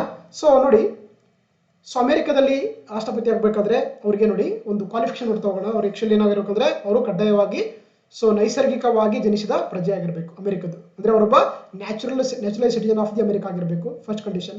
ಜೊತೆಗೆ ಎರಡನೇದೇನೆಂದ್ರೆ ಅವರು ಕನಿಷ್ಠ 35 ವರ್ಷಗಳ ವಯಸ್ಸಾಗಿರಬೇಕು. ಜೊತೆಗೆ ಅವರು 14 ವರ್ಷಗಳಿಂದ ಅಮೆರಿಕದ ನಿವಾಸಿ ಆಗಿರಬೇಕು. ಈ 3 ಒಂದು ಕ್ವಾಲಿಫಿಕೇಶನ್ ಯಾರು ಹೊಂದಿರ್ತಾರೆ ಅವರೆಲ್ಲರೂ ಕೂಡ ಅಮೆರಿಕದ ರಾಷ್ಟ್ರಪತಿ ಚುನಾವಣೆಗೆ ನಿಂತ್ಕೊಳ್ಳೋಕೆ ಅವ್ರಿಗೆ ಒಂದು ಅರ್ಹತೆ ಇರುತ್ತೆ ಅಂತ ಹೇಳ್ಬೋದು. ಓಕೆನಾ. ಸೊ ಹಾಗಾಗಿ ಗೊತ್ತಿರಲಿ, ಅವ್ರ ಟರ್ಮ್ ಬಂದು 4 ವರ್ಷ ಇರುತ್ತೆ. ಅಮೆರಿಕ ಅಧ್ಯಕ್ಷ ಮತ್ತು ಉಪಾಧ್ಯಕ್ಷ ಟರ್ಮ್ ಬಂದಿಷ್ಟು ಇರುತ್ತೆ, 4 ವರ್ಷ ಇರುತ್ತೆ. ಅವರು ಗರಿಷ್ಠವಾಗಿ ಗೊತ್ತಿರಬೇಕು, ಓಕೆ, ಗರಿಷ್ಠವಾಗಿ 2 ಬಾರಿ ಮಾತ್ರನೇ ಎಲೆಕ್ಷನ್ಗೆ ಕಂಟೆಸ್ಟ್ ಮಾಡಬಹುದು, ಅದಕ್ಕಿಂತ ಹೆಚ್ಚಿಗಿಲ್ಲ. ಅಂದ್ರೆ ಅವರು ಗರಿಷ್ಠವಾಗಿ 8 ವರ್ಷಗಳ ಕಾಲ ಮಾತ್ರನೇ ಏನಾಗಬಹುದು, ಅವರು ಅಮೆರಿಕದ ರಾಷ್ಟ್ರಪತಿ ಉಪರಾಷ್ಟ್ರಪತಿಯಾಗಿ ಸೇವೆ ಸಲ್ಲಿಸಬಹುದು, ಅದಕ್ಕಿಂತ ಜಾಸ್ತಿ ಇಲ್ಲ. ಬಟ್ ನಮ್ಮ ದೇಶದಲ್ಲಿ ಅಪ್ ಟು ಎಷ್ಟು ವರ್ಷ ಬೇಕಾದ್ರೂ ಕೂಡ ನಮ್ಮ ದೇಶದಲ್ಲಿ ರಾಷ್ಟ್ರಪತಿಯಾಗಿ ಅವರು ಕಾರ್ಯ ಮುಂದುವರಿಸಬಹುದು. ಓಕೆ, ನಮ್ಮ ದೇಶದಲ್ಲಿ ಕೂಡ ರಾಷ್ಟ್ರಪತಿ ಆಗಬೇಕಂದ್ರೆ 35 ವರ್ಷಗಳಾಗಿರ್ಬೇಕು. ಜೊತೆಗೆ ಅವರು ಬೈ ಬರ್ತ್ ಅಥವಾ ನ್ಯಾಚುರಲ್ ಸಿಟಿಜನ್ ಆದ್ರೂ ಕೂಡ ಅವರಿಗೆ ಹಕ್ಕಿದೆ. ಜೊತೆಗೆ ಭಾರತ ಪ್ರಜೆ ಆಗಿರಬೇಕು. ಸೊ ಇದು ಕಂಡೀಷನ್ಸ್ ಇದೆ. ಓಕೆನಾ? ಎಸ್. ಸೊ ಹಾಗಾಗಿ ಇಲ್ಲಿ ಆಪ್ಷನ್ ಸಿ ಕನಿಷ್ಠ ವಯಸ್ಸು ಅಂದ್ರೆ ಅವರಿಗೆ 35 ವರ್ಷಗಳಾಗಿದ್ರೆ ಅವರು ಕೂಡ ಸೊ ಅಮೆರಿಕದ ರಾಷ್ಟ್ರಪತಿಯಾಗಿ ಕಾರ್ಯವನ್ನು ನಿರ್ವಹಿಸಬಹುದು. ಸೊ ಹಾಗಾಗಿ ರೀಸೆಂಟ್ ಆಗಿ 47ನೇ ಸೊ ಅಮೆರಿಕದ ಪ್ರೆಸಿಡೆಂಟ್ ಆಗಿ ಡೊನಾಲ್ಡ್ ಟ್ರಂಪ್ ಅವರು ಆಯ್ಕೆಯಾಗಿದ್ದಾರೆ. ಸೊ ಅವರ ಪಾರ್ಟಿ ಬಂದು ರಿಪಬ್ಲಿಕನ್ ಪಾರ್ಟಿ ಆಗಿದೆ. ಅದರ ಸಿಂಬಲ್ ಬಂದು ಆನೆ ಅಥವಾ ಎಲಿಫೆಂಟ್ ಆಗಿದೆ. ಓಕೆನಾ? ಸೊ ಇನ್ನು ನಮಗೆ ನೋಡಿ ಅಮೆರಿಕ ಎಲೆಕ್ಷನ್ ಆದಾಗ ವೆರಿ ಎಕ್ಸಾಮ್ ಪಾಯಿಂಟ್ ಆಫ್ ಏನ್ ನೋಡ್ಬೇಕಂದ್ರೆ ಅಲ್ಲಿ ಟೋಟಲ್ ಆಗಿ ಬಂದು 538 ಸೀಟ್ಗಳಿದ್ವು. ನೋಡಿ ಅಲ್ಲಿ ಒಂದು ಏನು ಅಮೆರಿಕ ನಮ್ಮ ದೇಶದಲ್ಲಿ ಪಾರ್ಲಿಮೆಂಟ್ ಇದೆಯಲ್ಲ ಅದನ್ನ ಸೆನೆಟ್ ಅಂತ ಕರೀತಾರೆ, ಸಾರಿ ಕಾಂಗ್ರೆಸ್ ಅಂತ ಕರೀತಾರೆ. ಓಕೆನಾ? ಯಾವ ರೀತಿ ನಮ್ಮ ದೇಶದಲ್ಲಿ ಪಾರ್ಲಿಮೆಂಟ್ ಅಂತ ಕರಿತೀವಿ ಅದೇ ರೀತಿ ಅಮೆರಿಕದಲ್ಲಿ ಅದನ್ನ ಸೊ ಕಾಂಗ್ರೆಸ್ ಅಂತ ಕರೀತಾರೆ. ಸೊ ಓಕೆನಾ? ಸೊ ಟೋಟಲ್ ಸೀಟ್ ಎಷ್ಟಿದೆ? 538 ಇದೆ. ಅದರಲ್ಲಿ ಯಾರು 270 ಓಟ್ ಇದಾಗ್ತಾರೋ ತೋತಾರೆ ಅವರನ್ನ ವಿನ್ನರ್ ಅಂತ ಕರೀತಾರೆ. ಸೊ ಹಾಗಾಗಿ ಈ 538 ನೋಡಿ 312 ಓಟ್ಗಳು ಬಂದಿದ್ದು ಟ್ರಂಪಿಗೆ ಬಂದಿದೆ. ಸೊ 226 ಓಟ್ ಬಂದಿದ್ದು ಹ್ಯಾರಿಸ್ ಅವ್ರು ಬಂದಿದೆ, ಕಮಲಾ ಹ್ಯಾರಿಸ್ ಅವ್ರು ಬಂದಿದೆ, ಅವ್ರು ಆಗಿಲ್ಲ. ಓಕೆನಾ? ಸೊ ಗೊತ್ತಿರಬೇಕಾಗುತ್ತೆ. ಇನ್ನು ಸೊ ಹಾಗಾದ್ರೆ ಈ ಅಮೆರಿಕದಿಂದ ನಾವು ನಮ್ಮ ಸಂವಿಧಾನ ರಚನೆಕಾರರು ಏನೆಲ್ಲ ಅಂಶಗಳು ಬಾರ ಮಾಡ್ಕೊಂಡು ನೋಡ್ತಾ ಹೋಗೋಣ. ಸೊ ನಾವು ಗೊತ್ತಿರುವಂತೆ ಏನು ಅಮೆರಿಕನ್ ಕಾನ್ಸ್ಟಿಟ್ಯೂಷನ್ ಇಂದ ನಾವು ಹಲವಾರು ವಿಷಯಗಳು ಕೂಡ ಬಾರ ಮಾಡ್ಕೊಂಡಿದ್ವಿ. ಒಂದು ಮೂಲಭೂತ ಹಕ್ಕುಗಳನ್ನ ನಮ್ಮ ಸಂವಿಧಾನಕ್ಕೆ ಸೇರಿಸ್ಕೊಂಡಿದ್ವಿ. ಇದನ್ನ so part 3 of the Indian constitution ಅಲ್ಲಿ ಮೆನ್ಷನ್ ಮಾಡಿದ್ವಿ. ಆರ್ಟಿಕಲ್ 12 to 35 ಇದೆ. ಓಕೆ, ಸೊ ಹಾಗಾಗಿ ಏನು ಫಂಡಮೆಂಟಲ್ ರೈಟ್ ಇದೆಯಲ್ಲ ಅಲ್ಲಿ ಏನು ಕರಿತಿರೋದನ್ನ ಬಿಲ್ಸ್ ಆಫ್ ರೈಟ್ಸ್ ಅಂತ ಕರೀತಾರೆ. ಬಿಲ್ಸ್ ಆಫ್ ರೈಟ್ಸ್ ಅಂತ ಕರೀತಾರೆ. ನಮ್ಮ ದೇಶದಲ್ಲಿ ನಾವು ಮೂಲಭೂತ ಹಕ್ಕುಗಳು ಅಂತ ಕರೀತಾರೆ. ಸೊ ಈ ಪಾರ್ಟ್ 3 ಅಂತ ಕರೀತಾರೆ ನಮ್ಮ ಸಂವಿಧಾನದಲ್ಲಿ ಮ್ಯಾಗ್ನಾ ಕಾರ್ಟಾ ಆಫ್ ಇಂಡಿಯಾ ಅಂತ ಕರೀತಾರೆ, ಗೊತ್ತಿರಬೇಕಾಗುತ್ತೆ. ಅದೇ ರೀತಿ ಅಮೆರಿಕ ಸಂವಿಧಾನದಿಂದ ಸ್ವತಂತ್ರ ನ್ಯಾಯಾಂಗ ವ್ಯವಸ್ಥೆಯನ್ನು ಕೂಡ ಇಂಡಿಪೆಂಡೆಂಟ್ ಜುಡಿಷಿಯರಿ ಕೂಡ ತಗೊಂಡದ್ದು ನಾವು ಅಲ್ಲಿಂದ ತಗೊಂಡಿದ್ವಿ.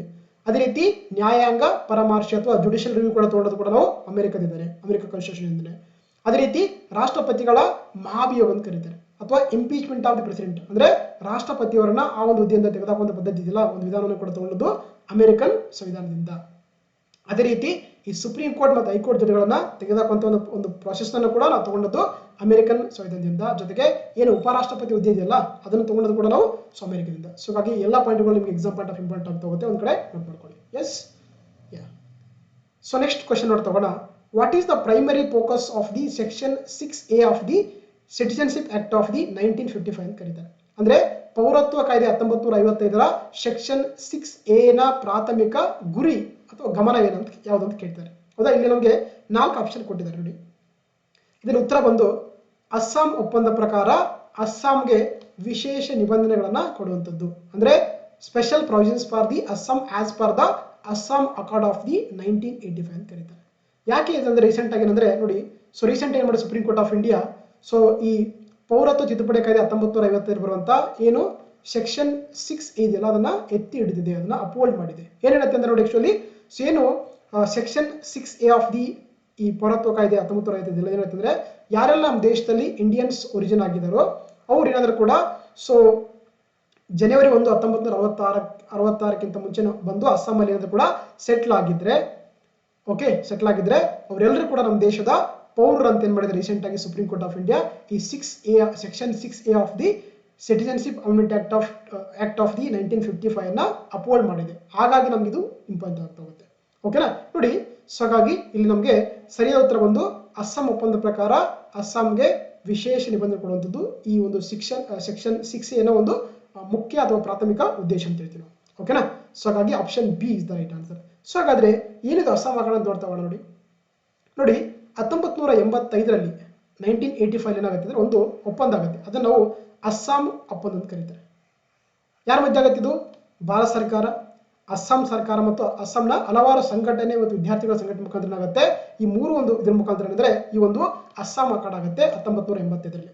ಓಕೆ, ಇದರ ಉದ್ದೇಶ ಅಂದ್ರೆ ಯಾರೆಲ್ಲ ಅಂದ್ರೆ ಈಗ ನಿಮ್ಗೆಲ್ಲ ಗೊತ್ತಿರುವಂತೆ 1970 ಇನ್ನು ಬಾಂಗ್ಲಾ ಲಿಬರೇಷನ್ ಆಗುತ್ತಲ್ಲ, ಅವಾಗಲಿಂದ ಬಾಂಗ್ಲಾದೇಶದ ಹಲವಾರು ಏನಂದ್ರೆ ಸೊ ಇಲ್ಲಿ ಮೈಗ್ರೆಂಟ್ಸ್ ಬಂದಲ್ಲಿ ಸೆಟ್ಲ್ ಆಗ್ತಾ ಹೋಗ್ತಾರೆ.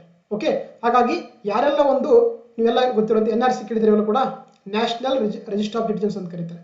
ಯಾರೆಲ್ಲ ಮೂಲ ಅಂದ್ರೆ ಇಲ್ಲಿಗಲ್ ಆಗಿ ಬಂದಲ್ಲಿ ಸೇರ್ಕೊಂಡಿದ್ದಾರೆ ಅವ್ರನ್ನ ಹೊರಗಡೆ ಹಾಕುವಂಥದ್ದು ಈ ಒಂದು ಅಸ್ಸಾಂ ಅಕಾರ್ಡ್ನ ಮುಖ್ಯ ಉದ್ದೇಶ ಅಂತ ಕರೀತಾರೆ. ಅಂದ್ರೆ ಮೂಲ ನಿವಾಸಿಗಳನ್ನು ಗುರುತಿಸಿ ಯಾರೆಲ್ಲ ಇಲ್ಲಿಗಲ್ ಆಗಿ ಬಂದಲ್ಲಿ ಜಾಯ್ನ್ ಆಗಿದ್ದಾರೆ ಅವ್ರನ್ನ ಸೊ ಹೊರಗಡೆ ಹಾಕಿ ಅವರ ದೇಶಕ್ಕೆ ಕಳಿಸುವಂಥದ್ದು ಅಸ್ಸಾಂ ಅಕಾರ್ಡ್ನ 1985ರ ಮುಖ್ಯ ಉದ್ದೇಶವಾಗಿತ್ತು. ಓಕೆನಾ. ಸೊ ಹಾಗಾಗಿ ರೀಸೆಂಟ್ ಆಗಿ ಸೆಕ್ಷನ್ 6A ಅನ್ನ Supreme court of India upheld ಮಾಡಿದೆ. ಆ ಕಾರಣಕ್ಕಾಗಿ ಇದು ಇಂಪಾರ್ಟೆಂಟ್ ಆಗ್ತಾ ಹೋಗುತ್ತೆ. ಸೊ ಹಾಗಾಗಿ option B so is the right answer ಆಗುತ್ತೆ. Okay, yes. ಸೊ ಹಾಗಾಗಿ ಇದಿಷ್ಟು ಕ್ಲಾಸ್ ಆಗಿತ್ತು. ಸೊ ಮತ್ತೆ ಮುಂದಿನ ದಿನಗಳಲ್ಲಿ different topics, different current affairs, polity, Indian constitution ಟಾಪಿಕ್ಗಳನ್ನು ತಗೊಂಡು ಡಿಸ್ಕಸ್ ಮಾಡ್ತಾ ಹೋಗೋಣ. ಸೊ ಈ ಒಂದು ಕ್ಲಾಸ್ ನಿಮ್ಗೆ ಇಷ್ಟವಾಗಿದ್ರೆ ದಯವಿಟ್ಟು ನನ್ನ ಚಾನಲ್ನ ಸಬ್ಸ್ಕ್ರೈಬ್ ಮಾಡಿ, ನಿಮ್ಮ ಫ್ರೆಂಡ್ಸ್ಗೆ ಶೇರ್ ಮಾಡಿ, ಮತ್ತೆ ಏನೇ ಡೌಟ್ಸ್ ಇದ್ರೂ ಕೂಡ ಕಮೆಂಟ್ ಬಾಕ್ಸಲ್ಲಿ ಕಮೆಂಟ್ ಮಾಡಿ. ಮತ್ತೆ ಮುಂದಿನ ವಿಡಿಯೋಗಳು ಸಿಗ್ತಾ ಹೋಗೋಣ. Thank you. ಈ ಒಂದು ವಿಡಿಯೋದ PDF ಅನ್ನು ಕೂಡ ನೀವು ಈ ಒಂದು ವಿಡಿಯೋದ ಕೆಳಗಡೆ ಡಿಸ್ಕ್ರಿಪ್ಷನ್ ಬಾಕ್ಸಲ್ಲಿ PDF ಇರುತ್ತೆ. ಸೊ ಡೌನ್ಲೋಡ್ ಮಾಡಿಕೊಂಡು ಅದನ್ನ ನೀವು ಸ್ಟಡಿ ಮಾಡ್ಬೋದು. Okay, thank you. ಮತ್ತೆ ಮುಂದಿನ ಕ್ಲಾಸ್ ಸಿಗೋಣ. Thank you.